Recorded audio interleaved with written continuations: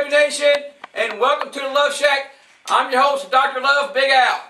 And I'm your co-host, Tom and Charles. Good evening, Albert. Good evening, Charles. And we also have another special guest today. With us today is none other than the one and the only Vic the Bruiser Lewis. How you doing, Vic?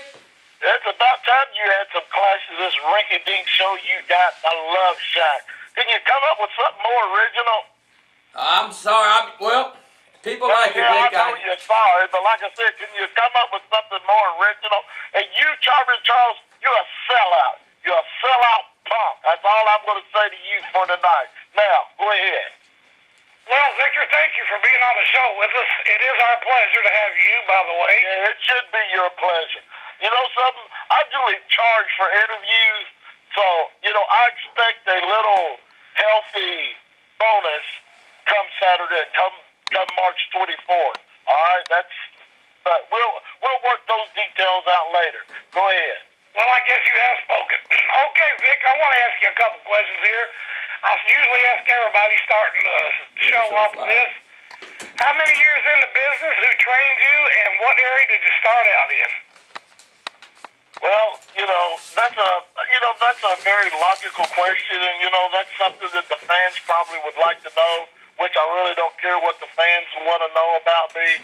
But something, since you asked it, I've been in the business for 20 years. I started at the USWA Wrestling Academy down at the fairgrounds in Nashville, Tennessee, and I've been romping and stomping, kicking everybody's teeth down their throat ever since. All right. Well, Victor, who trained you? I mean, who was your primary trainer? Well, like I said, I started out down at the USWA Wrestling Academy. It was under Jeff Jarrett before he got his deal with at that time WWF, which is now WWE. After he left, I guess you could say Wolfie D helped out with my training. Jamie Dundee helped out with my training. And then after that, I moved from there and went to Evansville, Indiana, and finished my training under Nightmare Danny Davis, one of the original Nightmares. Well, you got best of both worlds right there. Both excellent trainers in the business, both been around the block a time or two, and both very successful in the wrestling business, I might add. Okay, Vic, I met you.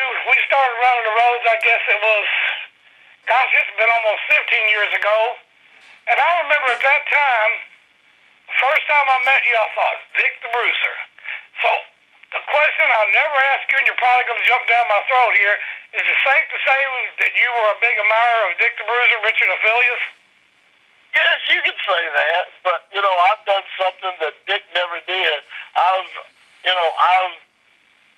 taken the Bruiser character and made it legendary, made it almost an iconic figure. Dick, he was just an alcoholic and a bum. Well, I beg to differ with you there, my friend. I had the pleasure of being around him a couple times. He was a fine man. He was a gentleman, not to mention an A1 football player back in the day under Mr. Vince Lombardi. But that's another day, another question. But okay, I want to ask you this also, Vic, if you don't mind. I know your time's valuable. I'm sure you've got somewhere to be tonight other than the Luv Shak, as you would say. But I want to ask you this, Victor. Of all the matches you've had, and I know you had some tough opponents, who was your toughest opponent, and when was it? Toughest opponent, I would have to say former WWE, former TNA superstar Doug Basham. Doug Basham's a tough guy. Can you explain us a little bit about the match, where it took place, and how you consider it was the toughest one? Well, me and Doug had this competitive juices flowing. We've had Russian chain matches in Central City that left us both bloodied and battered. But the one series that happened in Nashville, Tennessee, it was a best of 7, which, actually we never really got to finish it. It's actually tied at 3 apiece, but, we both left out of there pretty badly beaten up. So you would say, excuse me, go ahead. Sorry about that. But yeah, I have to say Doug Basham has always been Doug is my toughest opponent. Okay, would you say, I always ask this question too, would you say that's your most favorite match and memorable match of all time? No, tough opponent, yes. Memorable match, no, because my most memorable favorite match was my very first professional match up in Indianapolis at Circle City Wrestling that was a company that me and Mike Samples ran, and I got to work Tracy Smothers at my very first professional match. So you remember that match vividly? Oh, yeah. I'm sure Tracy took you to school, if I'm not mistaken. I know he did. Yeah, Tracy took me to school, but then after it was over, he come over and told me, he said, "Brother, you're hungry. Keep doing what you're doing.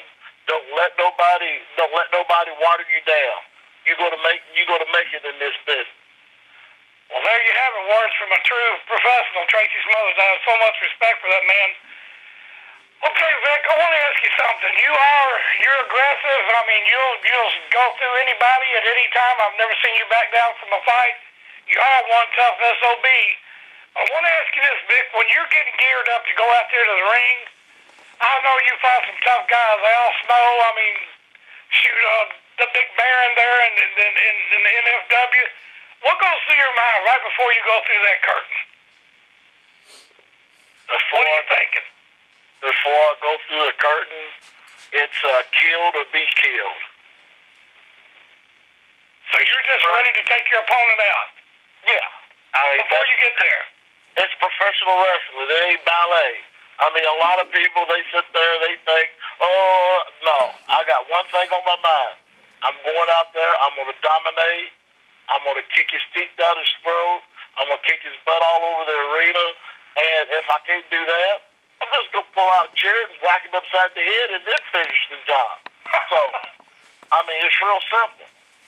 Well, I know that. I mean, I've heard you wrestle several matches. And look, now I want to ask you this. You teamed for many a year with Corey Williams. And I wanted to know, through the years, have you had any other tag team partners? Oh, let's see. I teamed with Trailer Park Trash and OVW. I've teamed with me and Mike Samples in USWA. We was actually the Southern Tag Champions there for a brief run as Big Bad and Blonde.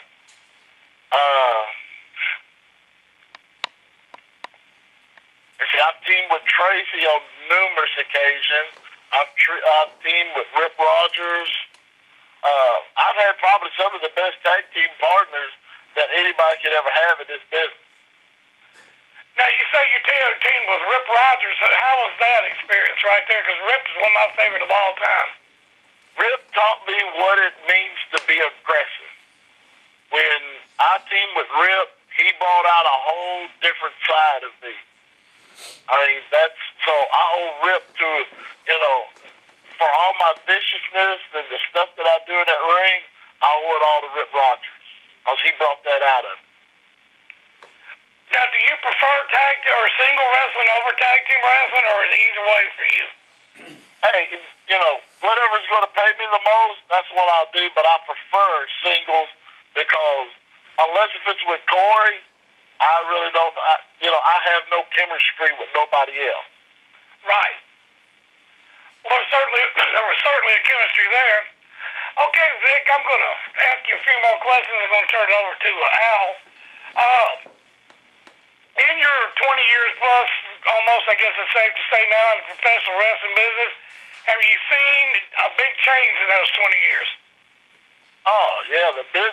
I broke in 93, okay? And, where, the boys took care of each other, the boys looked after each other, now it's everybody's out for themselves. They don't care about the business anymore. They smarten up the rat. They smarten up, they smarten up everybody. There's no code of honor. Like, for instance, when I started with the USWA at Louisville Gardens, Sid Vicious was the first one to come up. Well, actually, I ran into Sid. And he was the first one to welcome me when I come back from my match that I had at Louisville Gardens. He looked at me, he shook my head, he said, "Welcome to the Brotherhood. We don't let just anybody in our circle." That has changed so much. Oh, yeah. Having these guys that's in the business now, they shouldn't even be in the business. And, that's why I'm probably one of the most hated guys on the indie scene because, some of these guys don't need to be in the business. Well, I totally agree with you there. I describe this. I tell people, when I got into business, and I'm not joking, and you'll agree with me, it was like getting in a it was like getting in a club or an elite club, like a gang or almost something. Well, yeah. You had to prove that you were worthy of that. Like I will tell you this, and you probably know who did this to me, but I won't bring any names. But I got my ribs broke 2 weeks or 2 times in a row. When they healed, they got broke again to see if I would keep coming back. To see if I would come back if I was a tough enough guy to take it. That means there's no tough guys. Oh, well, no. If you hit somebody too hard, they're like, he's still, he hurt me. They go cry to the promoter, and then next thing you know, the promoter is bigger. I won't say the word that I want to say. But, they're just as wimpy as the guys that they're bucking, and then next thing you know, they say, well, we can't have you in our locker room because you hurt guys, and guys don't want to work. Well, you know something? Tell them to take the tampons out of their ass. This is wrestling. This ain't ballet. It's just like going on a football field. Do you think those guys cry about getting tackled too hard? Do you think Tom Brady cries when he gets hit too hard? Do you think Brett Favre cried when he gets hit too hard? Do you think Jonathan McNabb cries? No, it's football. It's a smash-mouth sport. Wrestling is a smash-mouth sport. It's not sports entertainment. It's professional wrestling.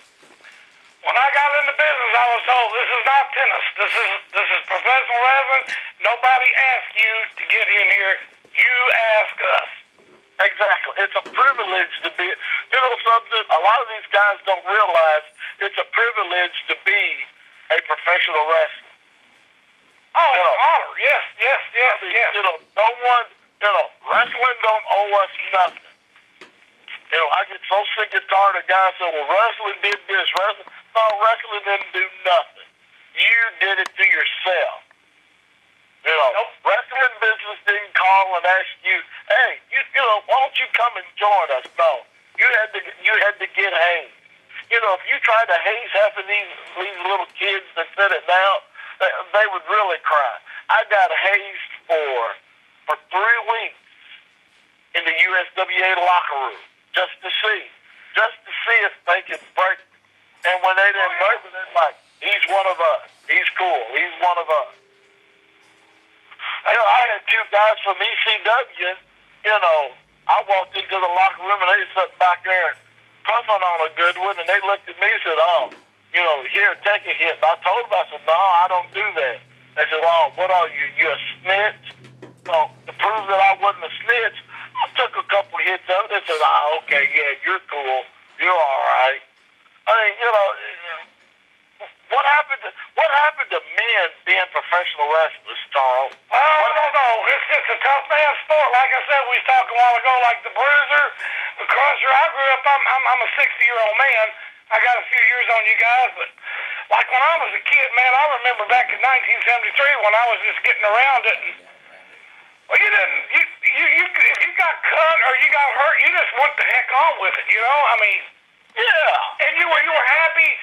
Not so much as that. I think the thing that gets me anymore about the business is any skinny kid that can put on a pair of jean shorts or a pair of tennis shoes, he's a wrestler. Any kid anymore that can come up with $200, get a couple guys, he can be in the ring, he can run a show. It's just not like it was back in the day. I mean, it was like you said, it was like being in a gang. You had to prove that you had that brother. It was like being in a circus. It's harder than hell to get in a circus. And then it's also, and if you if you can sell, $200 worth of tickets, you're the new heavyweight champion. Oh, absolutely. Or you got top billing. What happened to that? I mean, what happened to earning your spot? When I was over at Nightmare Incorporated /OVW, there was a pecking order. The pecking order was the Phantoms, Jerry and Troy, Doug Basham, Mike Samples, known as Mike Samples, the Phantoms, Jerry and Troy, Doug Basham, and then me. That was your pecking order. That's how it fell. No ifs, no ands, no buts. When Rip come in, then, the low man on the totem pole, which was me, got dropped. Look, it's Rip Rogers. Nobody else was able to get in that pecking order because you earned to be in that pecking order. You traveled the roads. You put the ring up. You took the ring down.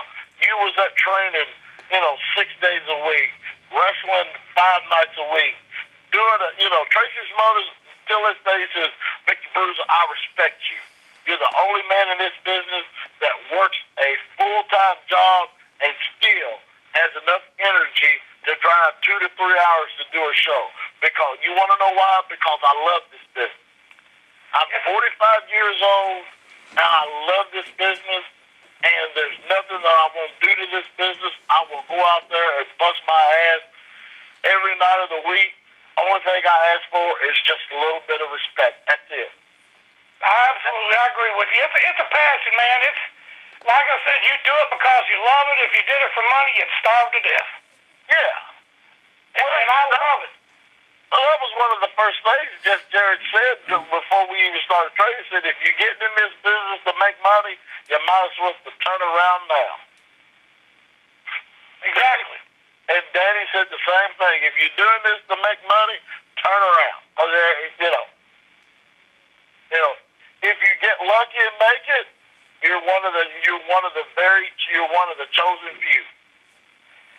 It's a tough business, more so than it was 35, 40 years ago when I was starting fooling around with it, and certainly since 20 years ago. And back then the boys had territories, and they could they'd stay six or 7 weeks in a little town city, and you go on to the next. And now it's not like that. Vince has monopolized everything. So if you make it, it's because you work, and a lot of it is timing. It's just being at the right place at the right time. Exactly. Well, Vic, I want to tell you thank you so much for your time, and I know you don't agree with the way I'm thinking now, but I do have much respect for you, my brother, and we have put in our time in together, and I would bring up a little story that happened to us back about, I guess that was really the first time I met you, back in about 1999 in Bowling Green, Kentucky, if you remember what I'm talking about. Yeah. On a Sunday night, I thought the place was literally going to explode. You remember the night I'm talking about? It was wild. Well, Vic, I'm out here thanking you a lot, brother, from your time, and I appreciate you. I have much respect for you, man. You're one of the toughest guys in business. Like I said, we might not be on the same side now, but, brother, you're the man. You've always been, and I can't say it enough. I have a lot of respect for you. I know when it comes to March 24th right there at the NFW, the Metro Center, that you're going to be ready to go. I don't care. I know you wouldn't care if Corey was in the ring. It's all down to business. That's it. Rob Conway, I know he's a tough guy, but I'm telling all those guys, watch out for Vic, because Vic's going to stop at nothing. He is a machine. That's the way he thinks. You heard him say a while ago, when he goes through that curtain, it's killed or be killed. So, Vic, thank you for your time, and I'm turning it over to Albert. Here you go, Al. Okay. Hey, Vic, on March 24th, NFW presents Reckless Revenge here in Evansville, Indiana at the Metro Sports Center. You're teaming up with the Product of People and head of the Rich Revolution, Master Rich, and your opponents are none other than Auction Channel Bad Boy of Love Games 2, Jay Mills, and Iron Man Rob Conway. Let us have your thoughts on that match, Vic. Rob Conway. Oh, so now you've decided to get back in the ring with me after he stole my heavyweight title from me? But you know something? I don't hold grudges. I don't hold grudges with nobody. And, and as for Jay Mills, You know something? He should stay out in Hollywood doing his little reality series TV shows, because when he gets to come March 24th, I feel so sorry for that kid. Rob Conway, I know he's going to be listening to this. I beat you before. I'll beat you again. Jay Mills, you don't know, you have no idea the pain and anguish that I'm going to put your little young body through. You think you like you think you're a wrestler because you're in Hollywood? Yeah, I'm about to prove you wrong, punk. Okay. Also, Vic, you're also in the NFW World Title Rumble. And I'll tell you what, there's a lot of friends, there's a lot of family, there's a lot of enemies. I mean, it's every man for himself. Do you think this kind of match, this Rumble, actually favors you? Like you said, you know, every time I step into the ring, every match favors me. I have no friends. I need no alliances. So, it's an eye for an eye. Eye for an eye, tooth for a tooth. Whoever steps in my way, whether it be Master Rich or anybody, they're getting tossed out. Okay. So I'll tell you what, Vic, it's about coming to close here, so I'll tell you what, do you have anything you want to let the NFW Nation know about March 24th and your participation in the events there? NFW Nation, if you want to see brutality at its finest, you want to see violence at its glorified greatness, be there on March 24th, because Vic the Bruiser will walk into that building. All right, there you go, NFW Nation. There it is. Vic the Bruiser Lewis, one of the toughest competitors in NFW. I always said he's tough, and he doesn't back down for nobody, and he tells it like this, straight to your face. So, Vic, I want to thank you for being here, and look forward to seeing you at the NFW event March 24th. And all right, thank you for having me. And please come up with a better thing than the Luv Shak. Gee whiz, come on now. All right, good night, Vic. This is 2012. All right. Take care. All right. Bye-bye. Charles? Yes, sir. Are you there, my friend? Yes, I am, Albert. I'll tell you what, he is one tough guy. I have to say this, like I said, we might not be on the same side of the fence, but Vic's the kind of person who doesn't back down from anybody, and if he's got something to say to you, he'll say it to your face, and I found that out the hard way. And I tell you what, he's got to be another one that favors in that Rumble. What do you think, Charles? Oh, yeah, Vic is a force to be reckoned with, man. He's a tough guy. When I was telling you a while ago, when we were talking about 1999 in Bowling Green, Kentucky, a riot broke out, man, and I saw right then and there. It was dog eat dog. I was wondering if we were going to get out of there alive. Now, also... yeah, he's a tough guy, and I've got all the faith in the world in him, man. Yeah, that tag team match, him and Master Rich against Jay Mills and Rob Conway, I'll tell you what, that's going to be something else. I call that violence INC, because Rich is about three scenes short of the movie now, so both of them together, no telling what can happen, bro. Yeah. Okay, also, Charles, we've got other matches also. We got former WWE's Eugene Nick Dinsmore going up against Tebow. We got Drake Younger going up against JP Lightning. Nick Iggy versus Shank Berzini. Canadian Kid versus Darren Flynn, which would be a great match. And also, Lady Vendetta takes on Alito Ortiz. Speaking of that match, Charles, Alito Ortiz will be here next week, won't she? Yes, she will. I'm looking forward to that. Now, also, Charles, I need to go ahead and let you know now. I don't know if you've been told or not, but the only way she would be able to come on to Luv Shak and voice her opinion is if Master Rich was present. So, Master Rich would be... I'm looking forward to that. Oh, gosh. Yeah, I'll have to calm myself down and control myself because you know how I feel about that. But me and Master Rich will be here at the table. And, a nutcake. Yeah, and Alito Ortiz will be on the phone with us. We'll talk with her and get her or listen to her talk about Master Rich. Got me all tongue tied. Listen to what I have to say. Albert, what's wrong with him anymore? I don't know. He's really got to me. I don't know. It's almost like he's lost his mind. But You know, Well, I will say this is getting me more tougher, and I am going to see and talk to Mama Rich. If he's there will be no. I guarantee you, either one of you guys won't be doing anything to provoke the other one. I'm going to make sure there's no physical contact. well, that's what I'm saying. Understand me, Albert? Yeah, I mean, you know how I feel. There's some things I like to do, but I got to control myself, control my temper, and I'll do the best I can. So, Charles, I tell you what, next week, Lito Ortiz, that'd be a great one. And we want to remind NFW Nation, March 24th, NFW presents Reckless Revenge at the Metro Sports Center here in Evansville, Indiana. It's going to be a great night. And, I mean, the card's going to be great.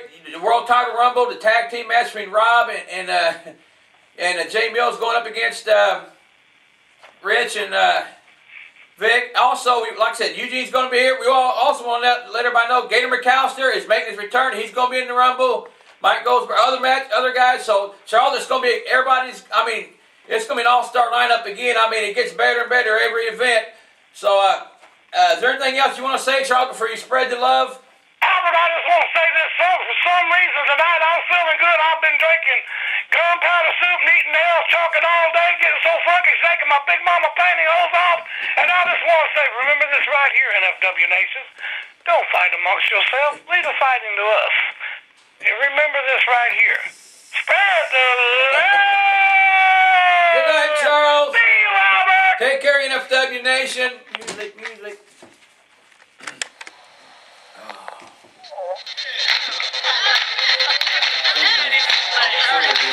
You see a faded sign at the side of the